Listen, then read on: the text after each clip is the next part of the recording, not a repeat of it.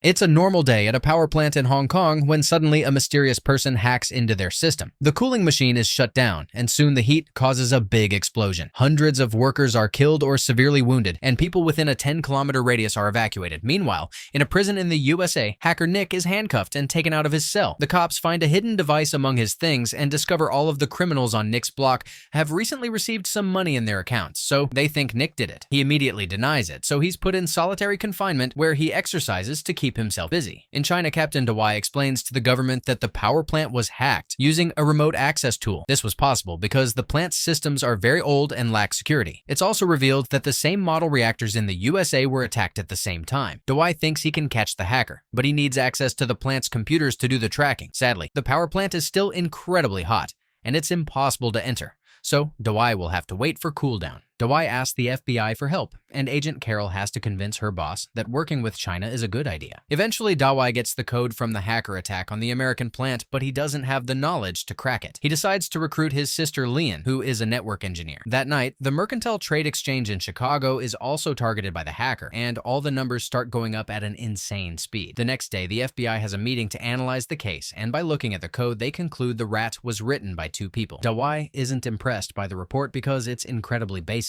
and asks Carol to get Nick to help them. Nick has a long history of robbing banks with his hacking, and Carol thinks it's an awful idea to trust him, so Dawai has no choice but to share some secrets. Half of the rat code was written by him as a gag while he was in college, and the other half was written by Nick.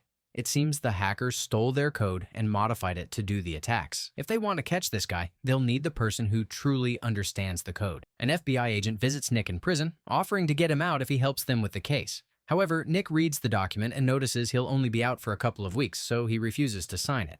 Instead, he offers a new deal. If he catches the hacker, his sentence ends. If he doesn't, then they can send him back to jail. The FBI is so desperate that they take his deal, and Dawai picks Nick up for a warm reunion. During their flight, Dawai shows Nick the modified code, and Carol scolds him, since part of the deal was that Nick could only get computer access under FBI supervision. Moments later, Nick is allowed to look at the terminals of the Mercantile Trade Exchange, which have the safest firewall. The only way to insert a virus would be in person, but only the boss has access to it with his thumbprint. Nick looks at the information in the system and discovers someone hid some code in the boss's USB drive. While thinking about potential suspects, the boss remembers a guy named Lozano who only worked there for a month and mysteriously disappeared. Later, Nick and the siblings analyze the code and notice unfinished lines. They concluded the hacker needed money fast, so he attacked the soy market to fill his account, and now he can spend his time finishing the code. This means he's planning an even bigger attack. Meanwhile, the FBI finds Lozano on the security cameras, and by looking at his tattoos, they discover he's a part of a gang and faked his identity to get the job. Sending a bunch of agents to see him would look suspicious, although Nick is given an ankle bracelet monitor to keep him from running away. The duo enters Lozano's apartment only to find him dead with a needle in his arm. Nick and Lian check Lozano's computers and find powerful devices that encrypt all his data and keep him anonymous with no IP address, which the hacker must have set up for him. There's a mysterious email asking for a meeting, and Nick answers it to confirm time and place. The agent watching over Nick tries to report what happened, but he has no signal, so Nick takes his phone to fix it. He uses this chance to modify the app that keeps track of his ankle monitor. In the meantime, Carol and Dawai ask the boss of the trade exchange market for access to all their client files. At first, he refuses because it would break confidentiality, but he gives in when Carol threatens to tell the press that his market isn't safe anymore. Once they get all the files, Dawai and Carol look at the list of sales until they find 3 large volume trades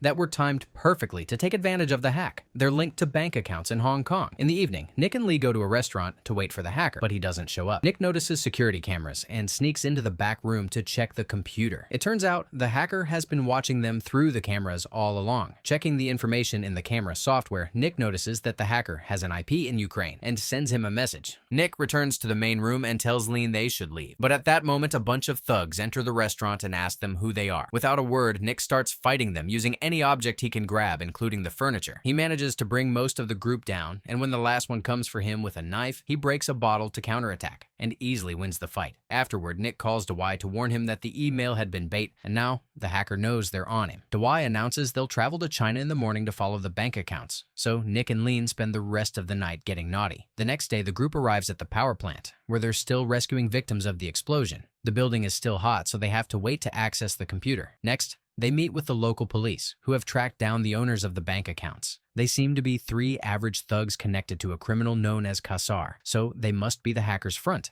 The cops have been following them and notice no suspicious activity, but Nick checks their daily routes at the same time and discovers an address in common. Dawai and Nick go to that location and find a police van doing surveillance on a Lebanese trafficker. They check the van's security footage and discover that the account owners come to this place every morning. With a phone in hand, Nick searches the area until he finds a special signal and discovers a hidden transmitter in the bushes. They immediately connect it to a computer and confirm that the 3 account owners just need to walk by to pick up the messages from the hacker, which they can delete later to leave no evidence. Sometime later, the team notices that the money in the 3 accounts has been moved, which means the hacker has cashed out.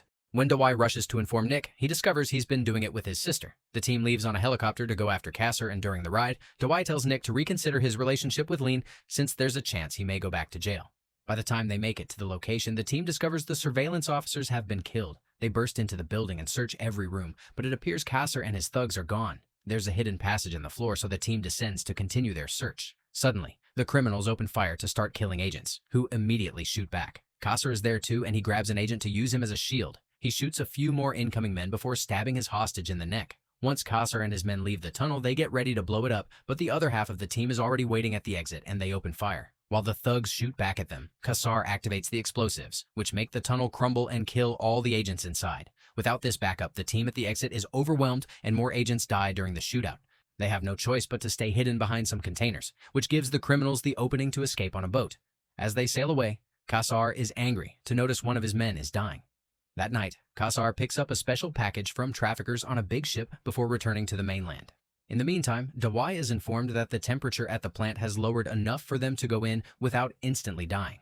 It's still pretty hot though, so they have to protect themselves with hazmat suits and work fast. When they enter the computer room, they can see that there are still bodies around. One of the agents collapses under the heat, so Nick tells Dawai to take him out while he finishes the job.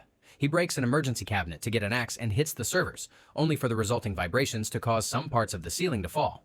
Nick just keeps going until he opens the server and retrieves a hard drive. Then Nick and Dawai carry the sick agent out together. After the emergency team lowers the drive's temperature, they connect it to a computer and find fragments of the malware, but it's too corrupted to get any useful information.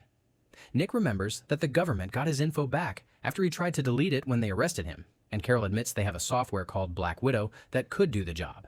She asks her boss for permission, but he refuses to lend it to China or a criminal hacker. Since the software has remote login, Nick volunteers to hack into the government's system to use it anyway. Carol is so desperate that she agrees, and the whole team except Lean leaves the room so they can deny knowing about this if it goes wrong. Nick sends Carol's boss a fake email asking him to change his password, and his malware detects the new one, allowing him to access Black Widow. The team goes to catch dinner, unaware that someone is following them and putting something under their car. By the time they come back, Nick has the hacker's IP address. It turns out his home server is in Indonesia, but Nick can't crack it because it's hosted by a company exclusive for hackers, which means it's bulletproof.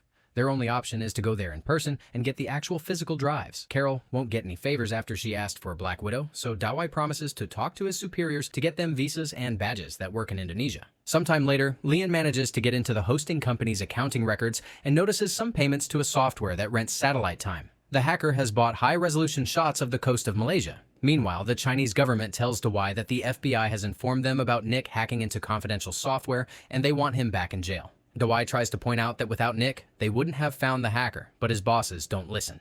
The rest of the team gets to go to Indonesia, but Nick must be sent to the USA. In the morning, Dawai warns Lean with a text, so she and Nick immediately sneak out.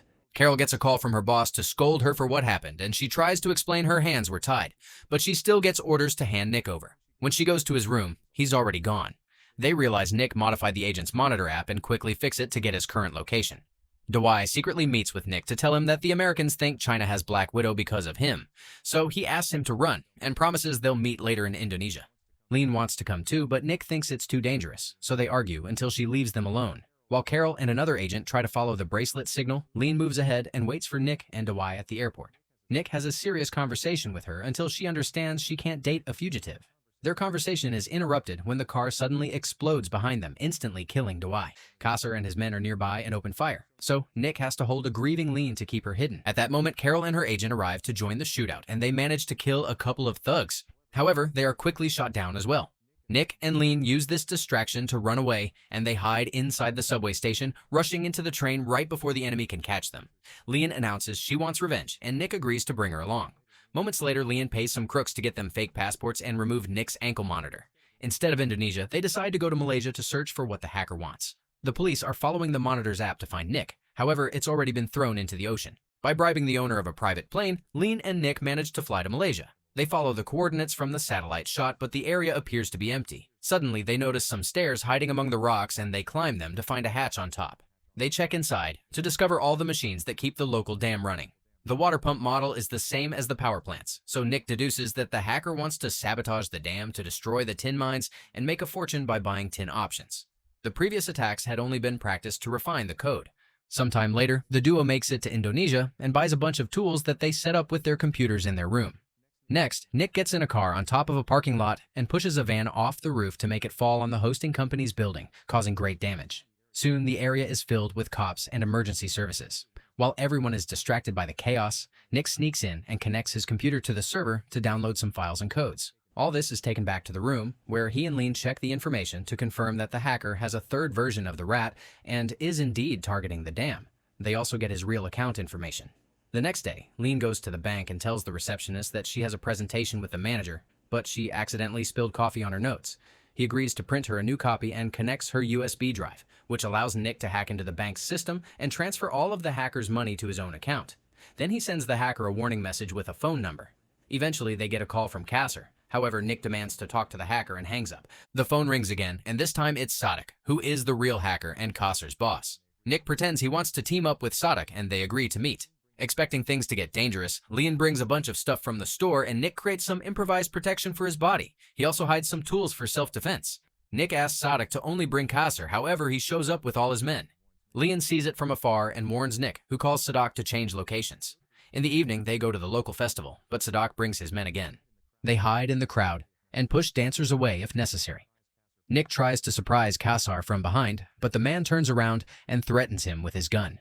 When Kasser gets close enough to pat him, Nick moves quickly to grab his head and stab him with a screwdriver. Then, Nick grabs Kasser's gun and approaches Sadak, but before he can shoot, Sadak's men open fire. The crowd panics while Nick fires back, getting hit a few times but also killing both thugs in return. Sadak has a knife and tries to attack Nick, but the blade gets stuck in his hood. A fight ensues, and Nick manages to break Sadak's arm, creating an opening that allows him to repeatedly stab Sadak until he falls dead. Afterward, Nick runs to reunite with Lean, who takes him back to the car. Thanks to the improvised protection, Nick's wounds aren't deadly, and Lean quickly patches him up. The next day, the couple leaves Indonesia and starts a new life using Sadak's money.